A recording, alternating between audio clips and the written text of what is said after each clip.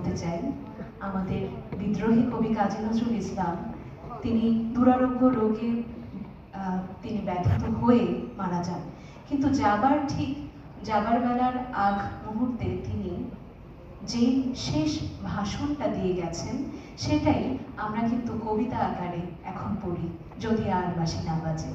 সেই কবিতাটা পুরোটাই তার ভাষণ।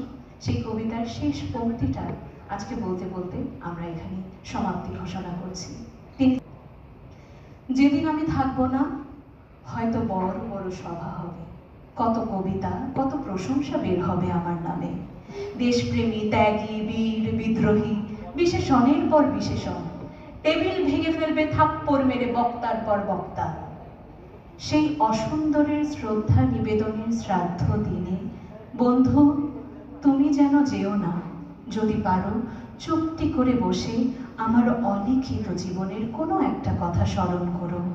তোমার বাড়ির আশেপাশে বা আঙিনায় যদি কোনো ঝরা পায়ে পেশা ফুল পাও, তবে তাকে বুকে চেপে ধরে বলো, বন্ধু আমি তোমায় পেয়েছি।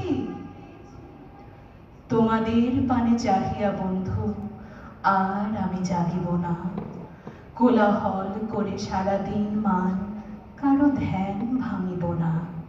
নিশ্চল নিশ্চুপ আপনারে শুধু পড়িব একাকী, গন্ধ বিধুর ধূপ।